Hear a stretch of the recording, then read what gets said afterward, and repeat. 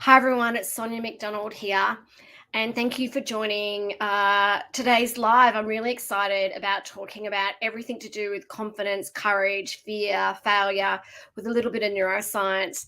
Now, I just realized jumping onto this live today, you might think I'm wearing a pajama top. I'm not wearing a pajama top. This is like apparently this like new look that they're wearing down south, and I was there down at Byron Bay this week just for a couple of days, taking my beautiful daughter away for her 21st birthday to celebrate that. And I'm really proud to be a full-time solo mom of the most incredible leader, Abby. And it was such a great milestone and celebration considering the journey she has been on, to see her as a 21-year-old young woman and leader who is paving the way, and to see her courage. Because for me to talk about courage, and obviously I speak a lot on stage about it, I talk about it in our coaching and our programs and my books. I'm really passionate about building a world of kind and courageous and great and awesome leaders and teams and humans. And so many of us think that courage and confidence are the same, and they're not. And I'm a great believer that courage is more important than confidence. And I'll share a story with you. If you're like me, it's kind of like this whole courage thing is a little bit scary. I think we've made courage bigger than what it is. And I always think there's kind of like these maybe two or three types of people that truly want to be courageous, but they just let the fear overcome them, that they never move through the fear to get to courage. And the ones that are really embracing courage and really kind of put themselves in there, they step in, they step up, they go out there and really embrace courage. And the ones that literally just don't feel like they need to lead a life of courage. And I just think that courage is so fundamental in terms of living and leading and your best life and leaving that legacy. And I wanted to share a story with you, because I remember when I first kind of embracing this leadership and courage space, I had just gone through a devastating, unexpected situation in my life. My daughter was only 4 at the time. I had to start my life all over again. Literally, that's how I felt, that I was left a full-time solo parent over in China, moved back to Australia, try to find a great opportunity back here in Australia. I could not believe how challenging it was. Like, here I was trying to put a roof over our heads, going, okay, how am I going to do that? How am I going to put food on the table? I think I went for about 40 different interviews. And as soon as I found out I was a full-time solo mom, it was just becoming so challenging. And can I tell you, my confidence was completely knocked. And I'm not saying I'm Miss Confident 24/7, but my confidence was so low. And I remember going for this interview with someone, and he said to me, I'm looking for someone to teach and coach and motivate and mentor and work with these great teams and people on engineering and infrastructure and construction sites around Australia. And he asked me if I knew much about leadership. And it was kind of like that choice, right? Like, because I think courage is a choice. I think everything's a choice in our lives, right? Leadership is absolutely a choice and a mindset. I called into my courage and I said, I know so much about leadership. And I knew I had to have the courage to step up and go, in my kind of, I had to call onto every courage cell in my body, even though at the time my confidence was completely knocked, and go, I can do this, right? I have to do this. I have to do this for my daughter. I have to step in. I have to step up. I have to call in this courage. And thank goodness he didn't ask me many questions about leadership, but I got home and I read every single book I could on leadership. I researched, I read, I watched videos, and I had, oh my gosh, even today I have 50,000 books around leadership. I'm so passionate about it. But that was my journey to kind of realize that courage is more important. Like, I don't know about you, and this imposter syndrome, which many of us feel, right, is that courage and confidence are separate. Like, you don't have to have this real great, even though I think confidence is absolutely important, right? I think confidence and competence, I think confidence is even a little bit more important than competence, right? Is you don't have this like, oh, I have this such a strong self-belief and confidence in myself, which I think is so great. But if you don't, you can still call onto your courage. You can still think to yourself, how can I give this a go? Because if I build this courage muscle, and if I call into my courage and embrace the fear, because remember, fear, I love the acronym, fear is false evidence appearing real. So how many times do we fear stuff and it doesn't even happen? Like we fear of failure, we fear that we might say something stupid, or if we take a risk, it's not going to work out. Okay, there are times, there's been plenty of times I've stuffed up. There's been plenty of times I've said stuff and I've gone, I could have said that better or differently. There's been plenty of times that I've taken risks and it hasn't worked out. However, I'm like, wow, man, life is just so short. It is going so fast. It's already the end of 2022. It's nearly December. Life goes so quickly. Like I cannot believe how quickly it goes. And it's about how we can live a life of courage. I agree. Believing in yourself and that self-belief and self-awareness is so important, but that self-courage is so much important. Please have that courage to kind of go, what do I want for my life? What do I want to achieve? What dreams, goals, what opportunities are out there for myself? Please embrace courage. Please call into your courage. And how do you do that? And I explore it in this book, First Comes Courage. It starts with you. It starts with self. Self-awareness is key. So the more you get to know yourself, your strengths, your passions, your preferences, your triggers, ask for feedback, the more you get to know who you are, your values, so important, your values and principles, key as a leader. And remember, leadership, and I talk again, I'm just mentioning the book's leadership attitude. Leadership is an attitude. It's a mindset. It's an action. It's a choice. It's not a role or title. So this self-awareness is key as a leader and being a great human. Gosh, if I had a time machine, I wish I'd said that to my younger self a long, long time ago. Okay, starts with self. Then it starts also to get into your courage, right? Overcome fear, embrace fear.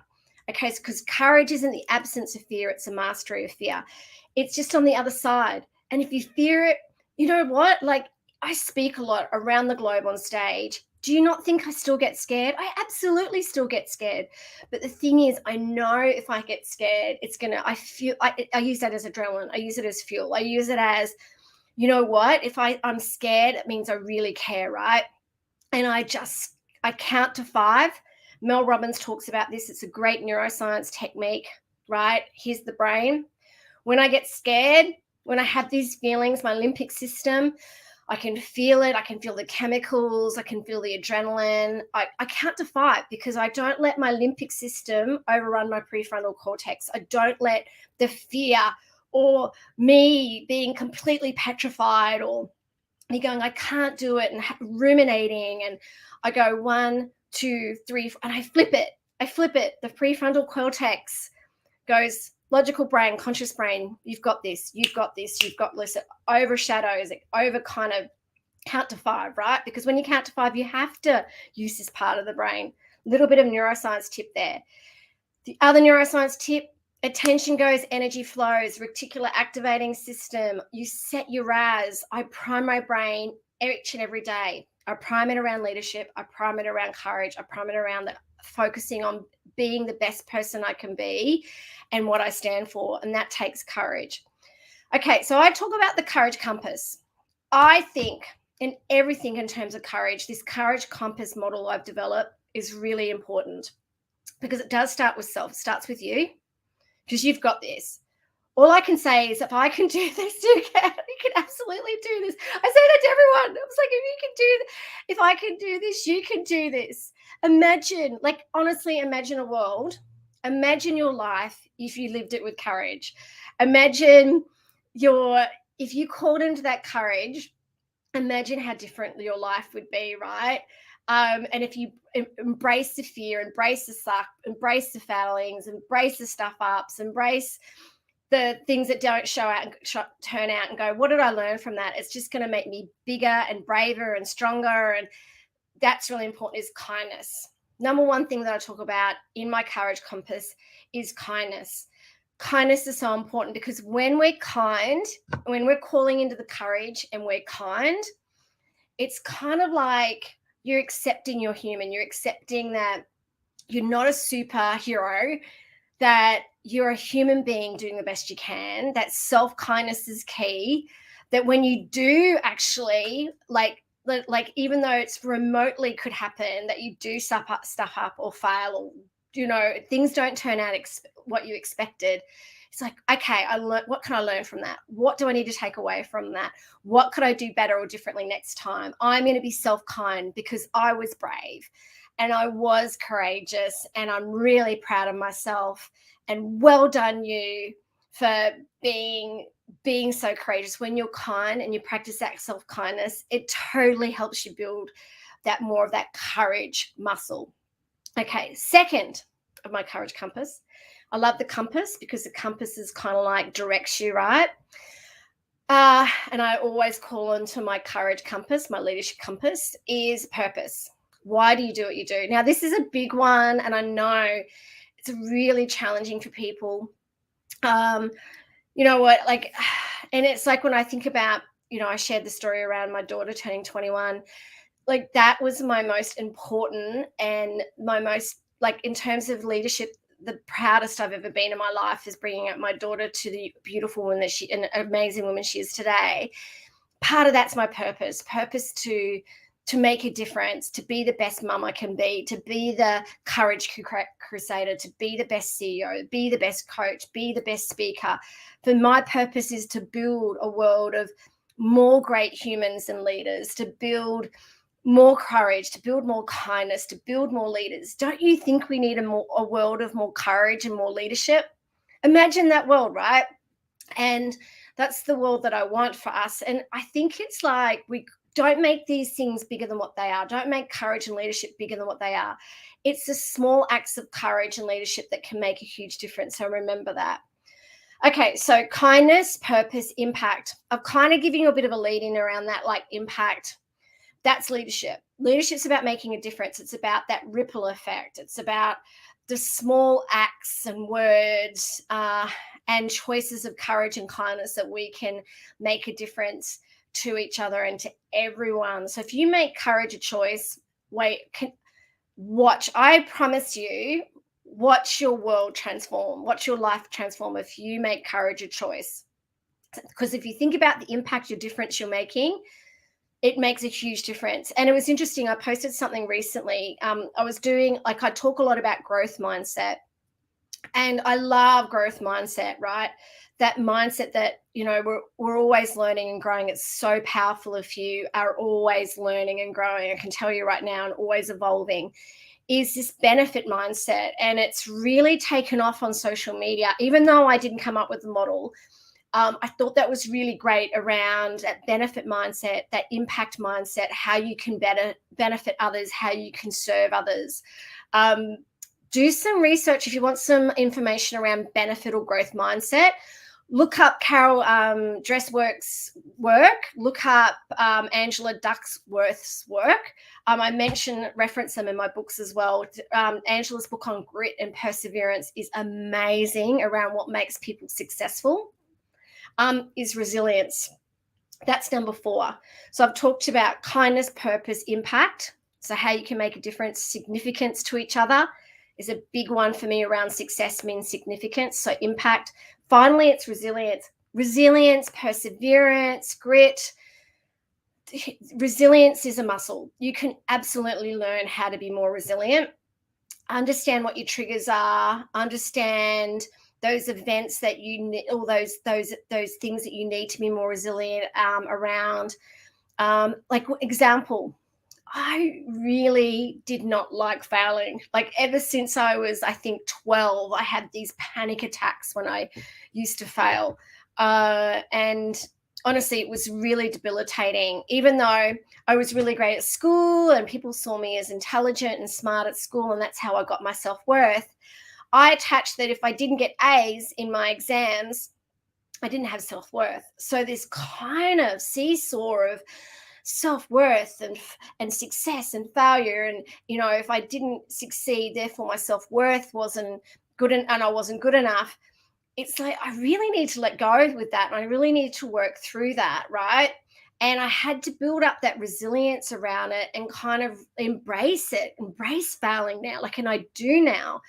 And I'm not saying I'm perfect. Like, I still have elements of, like, when I fail, I go, oh, like, I still feel like that 12-year-old. But man, I had to create some absolute new wiring. Like, it's like you're creating a new belief system. It's new, like, from a neuroscience perspective, I really needed to look at my ants, my automatic negative thoughts, and go, why am I saying this to myself? I need to be talking to someone that I truly, truly adore and love, and go, you know what, you've got this. You're more courageous than what you think. Like, the more that self-talk is so important. And that I had to really build up that new wiring over the old wiring, that old belief system about myself. Look, and that's why I think resilience, grit is so important as humans, as leaders, and to look at every opportunity, everything that you do as a growth or learning or benefit mindset, right? Because we don't grow until we're feeling uncomfortable. It's really, really important. So I hope that really helps you around. I'm more than happy to share more tips or more insights. And I do lots of these. I jump on and do these impromptu lives. And we also have scheduled lives often. So if there's anything you'd love to know more about, please reach out to me or my team at Leadership HQ. But remember, courage versus confidence, absolutely confidence matters. Believing in yourself does matter. And there's absolutely times that I have this imposter syndrome, and sometimes I don't believe in myself, and I don't know if I'm good enough, smart enough, this enough, like all the different things you have going on. But I know that I am enough, right? And I think that courage really matters. I think that you don't have to be confident to have courage. I think you can totally, and I've met lots of confident people that don't have courage, like super confident people that don't have courage. And I go, hey, I love the fact you're confident, but imagine if you had courage with that, right? Imagine if there were things out there that you wanted to have a voice, you wanted to take risks, you wanted to go for that dream job, you wanted to ask someone out in a date, you wanted to start that amazing business, there was you wanted to stand for something, you wanted to start a not-for-profit, you wanted to volunteer, whatever you wanted to, I don't know, whatever thing, anything that kind of lights that fire or that passion or courage in you. Think about you in terms of what you want for your life. Sit down, journal. I'm a big one around journaling, visualizations, affirmations. These are really, really important. Meditation, mindfulness as a leader, as a person. Think about what you want to do with your life, right? Think about yourself, okay? Think about the legacy you want to be, the legacy you want to leave. The two questions I'm always asking myself: who do I want to be and what I want to stand for? So important. Kindness, the kinder you are to yourself, the kinder you are to others, and kindness absolutely helps you get to courage. Purpose, why you do what you do. So why do you want to be courageous? Why do you want to be, like, why do you do what you do? Like, why do you want to start a business? Why do you want this goal? Because that helps you get to courage. Because the amount of knocks that we have definitely had in my life and as a business, I always call on my purpose. I go, okay, we got this knock, but you know what? We're out there building a world. Our purpose to build a world of kind, courageous, great, amazing leaders, teams, and humans and organizations. If we stay focused on our purpose, we can get through anything. And it's really served us. Impact, your significance, how you're benefiting others, how you're serving others, how you're making a little difference, even a little or big, to the world. It doesn't matter. Tiny impacts can make huge changes. And lastly, build your resilience and grit muscle. You can build it. I can share some techniques with you. Counting to 5 is one of them. Letting stuff go, seeing the lesson in it, showing gratitude. I'm a big one around. I'm so grateful for these lessons, so grateful for these hardships and challenges that we go through. So there's some really great tips. If you want to know more about some of the great stuff we're doing at Leadership HQ, my new keynotes, my incredible new Women in Leadership program, all my books, please go to the different websites. Please reach out to if there's anything else that you would love to learn when it comes to leadership. If there's anything that you would love in terms of self or leadership development, message me here on LinkedIn, email us. We would love to do some more lives. We'd love to empower and motivate and educate as many of you as we possibly can. Reach out to us if you're watching this today, and we'll give you a special code to download some of our free online leadership planners. So if you'd love to know more about what we do, and just message me.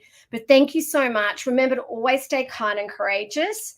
And remember, leadership is an attitude and it's a choice.